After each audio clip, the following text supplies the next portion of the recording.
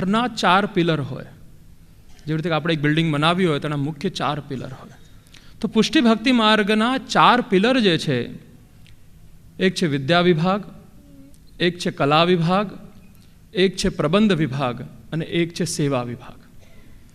જ્યાં આ 4માંથી કોઈ એક પિલર કાચો પડે તો બિલ્ડિંગ પડી જવાનો ભય રહે છે. વિદ્યા વિભાગ એટલે તમે જોજો અમારા આચાર્ય પરિવારોમાં અમુક આચાર્ય સ્વરૂપો એ વિદ્યાવિલાસી સ્વરૂપો છે. એમને બહુ પ્રચાર વિભાગથી, બહુ દોડાદોડથી કોઈ લેવા દેવા નથી.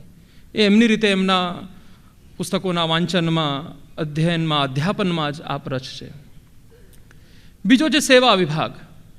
સેવા રસિક આચાર્યજનો, બાળકો તમે જોજો એમને બહુ વધારે વિદ્યાવિલાસમાં કે પ્રચાર વિભાગમાં બહુ વધારે રસ નહીં હોય. એમના ઠાકોરજીની સવારથી સાંજ સુધીની નિત્ય પ્રતિ એક સરખી સળંગ સેવા કરવાનો આનંદ છે એમને, અને એવો આનંદ એમને બીજે ક્યાંય બહાર આવતો નથી.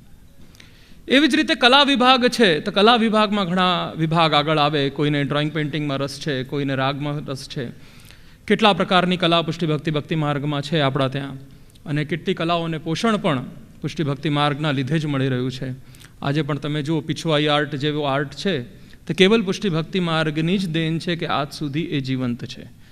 તમે એ કિશનગઢ આર્ટ ગણો, કે શ્રીનાથજીનો આર્ટ ગણો, કે બુંદી આર્ટ ગણો, આ બધા આપણે પિછવાઈ રૂપે કે કોઈ રીતે એ કલાકારોગરોને આપણે પોષણ પુષ્ટિ ભક્તિ માર્ગ આપી રહ્યું છે. એવી જ રીતે સંગીત પ્રણાલિકા પણ, રાગ પ્રણાલિકા પણ એ પુષ્ટિ ભક્તિ માર્ગ જે રીતે સંરક્ષિત કરી રહ્યું છે. આજે અનેકવિધ સંપ્રદાયો હોવા છતાં પણ જે પ્રમાણે પરંપરાને આપણે જાળવી છે એ બીજા જાળવી શક્યા નથી. એમનો વિષય છે. પણ આપણો વિષય એ છે કે ભલે આપણને આવડતું ન હોય, પણ આપણને એને એપ્રેઝ કરતાં આવડવું જોઈએ. એ જ રીતે કલા વિભાગ છે. અને છેલ્લે આવે છે પ્રચાર અને પ્રબંધ વિભાગ, જેને આપણે પ્રચાર વિભાગમાં આવા સેમિનાર ગણી શકીએ, પ્રબંધ એટલે મેનેજમેન્ટ ગણી શકીએ. આ જ્યારે 4 વિભાગ ભેગા થાય ત્યારે એક આ બિલ્ડિંગ બનતી હોય છે. અને એ બિલ્ડિંગની અંદર તમે જુઓ તો ઠાકોરજી ખૂબ આનંદથી આ માર્ગનો આનંદ લેતા હોય, ને આપણે બધા એનો આનંદ લઈએ છીએ. સૌથી પહેલાં ભૂતકાળ, વર્તમાનકાળ અને ભવિષ્યકાળમાં આપણે પોતાની સ્થિતિ જોવા માટે આપણે પોતે કેટલા સ્વતંત્ર જીવ છીએ એ સમજવાની જરૂર છે. એવું જરૂરી નથી કે આપણે બધા બેઠા છીએ તો બધાને આપણને રાગમાં રસ છે. આપણે જેટલા બેઠા છીએ બધાને કલામાં રસ છે. આપણે જેટલા બેઠા છીએ બધાને ભોગમાં રસ છે.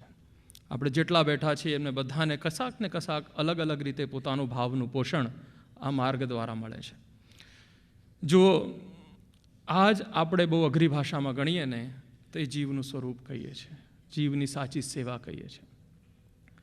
તમે બધા ધોળપદમાં ગાઓ છો, જે હતા વેણુનાદના જીવ તે શરણે આવ્યા રે લોલ.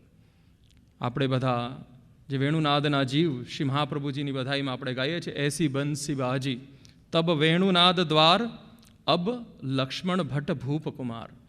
એ વખતે વેણુનાદ જેને સંભળાયો એ બધા દ્વાર જેમને સંભળાયા દોડીને આવ્યા, અને અહીંયા અત્યારે શ્રી મહાપ્રભુજીની કૃપાથી આ માર્ગમાં બધા આવ્યા. તો અહીંયા આપણે પોતાના સ્વરૂપનું કંઈક ને કંઈક તો જ્ઞાન કરીએ કે આપણે ક્યાંક એક બ્રજભક્તો તો છીએ જ. ભલે ગોપીજનોની સરખામણી ન કરી શકીએ, એમના પ્રેમની સરખામણી ન કરી શકીએ, પણ કંઈક એવા ભાવથી તો આપણે આવ્યા છીએ, ક્યાંક તો આપણે બ્રજભક્તો છીએ જ. તો આપણી સાચી સેવા કઈ, એની સમજણ પણ આપણને પડી ગઈ તો એમ સમજી લેવું જોઈએ કે આપણું આ ભૂતકાળ, વર્તમાનકાળ અને ભવિષ્યકાળ બહુ સરસ છે. અહીંયા કેવલ મારો કહેવાનો તાત્પર્ય એટલો છે કે આપણે કોઈની દેખાદેખી નથી કરવાની, કોઈની સાથે આપણે કોમ્પિટિશન નથી કરવાની. કેવલ આપણને આપણા ભાવને પ્રભુને સમર્પિત કરવાની જે કલા છે, જે શૈલી છે, એને નિખારવાની છે. એના માટેની આ વ્યવસ્થા છે. જો યુવાઓને આપણે બહુ વધારે અઘરી વાતો જ્યારે કરતા હોઈએ ને ત્યારે સાચે જ આપણને એમ થઈ જાય કે સામે મને પોતાને એવું થઈ જાય કે ભાઈ રહેવા દો, આપણા વિષયની વાત નથી, આ આપણા ગજાની બહારની વાત છે. તમે તમારા બાળકને એમ વિચાર્યું હોય કે આ આપણે એને બહુ સરસ મેડિકલ લાઈન અપાવી છે ને એને MD બનાવવો છે, સરસ એને હાર્ટ સ્પેશિયાલિસ્ટ બનાવવો છે, તો તમે એવું જરૂરી નથી કે સીધા એને મેડિકલ કોલેજમાં જ એડમિશન આપશો, હાથમાં એને ચક્કુને પેલું આપી દેશો કે તું પહેલેથી જ ચાલુ કરી દે ને ઓપરેશન, અત્યારથી જ મોટા થતાં તો તને આવડી જ જવાનું છે ને. એવું નથી. તમારે સૌથી પહેલાં એને બાળ મંદિરમાં તો મૂકવો જ પડે. 10th સુધી બધું સરખું ભણવું જ પડે. પછી 12thથી તમે લાઈન પસંદ કરો 10th પછી કે હવે આ મેડિકલમાં જશે, એમાંય ઓકાત જોવાય, ચાસણી ચકાસાય કે આ મેડિકલ જેટલા પર્સન્ટેજ લાયો છે કે નથી લાયો. એના પછી એને સાચી લાઈન ખબર પડે અને આગળ જઈને કેટલું સસ્ટેન એક સરખી રીતે કેટલું કરી શકે છે, આ બધું જ જોવાય. એવી જ રીતે આ ભોગ રાગ અને શૃંગાર પ્રણાલિકા એકદમ એવી સહેલી અને એકદમ આમ કહેવાય ને આધુનિક ભાષામાં કે પેલો હલવો નથી કે આપણે લીધો મોળામાં મૂક્યો, ચાવોય ન પડે ને ગળી ગયા. ઇનિશિયલી તમને તમારા રસનો વિષય પસંદ કરવો પડે કે જીવને શરણાગતિ પછી પ્રભુ સાથે શું જોડી રહ્યું છે, એને કઈ પ્રણાલિકા કઈ પરંપરા જોડી રહી છે. જો પુષ્ટિ ભક્તિ માર્ગમાં સૌથી પહેલી જ આપણે વાત કરીએ તો આપણે ભાવ શબ્દની વાત કરીએ છીએ. તો સૌથી પહેલો જ પ્રશ્ન થાય કે પ્રભુને કયા ભાવથી ભજવા, ક્યારે ભજવા. તો શ્રી મહાપ્રભુજી બહુ સરસ સ્પષ્ટ આજ્ઞા, સર્વદા સર્વભાવેન, બધા જ ભાવ આવે. તો જ્યારે બધા જ આવે તેમાં આપણો પણ કોઈ પ્રિય ભાવ હોવો જોઈએ ને, કે મને પ્રભુ સાથે આ ભાવથી આનંદ આવે છે. એના સંશોધન માટે આપણે એકવાર તો દરેક ભાવથી અવગત થવું પડે. આપણે દરેક વસ્તુ સમજવી પડે, ભોગને, રાગને, શૃંગારને, પ્રબંધને અને પાઠ્યક્રમને પણ. ત્યારે જ આપણને એ સાચા વિષયનો આપણે આનંદ લઈ શકીએ. જેમ મેં 4 પિલર ગણાયા એમ આગળ પણ મોટાઓના આપણે વચનામૃત સાંભળ્યા, ખૂબ સરસ શૃંગાર પ્રણાલિકાની આપણે વાત કરી.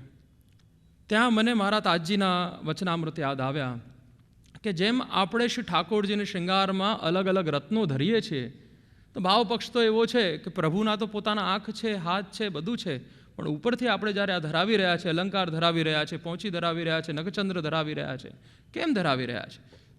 તે કે આ બધા ગોપીજનોના ભાવરૂપ છે.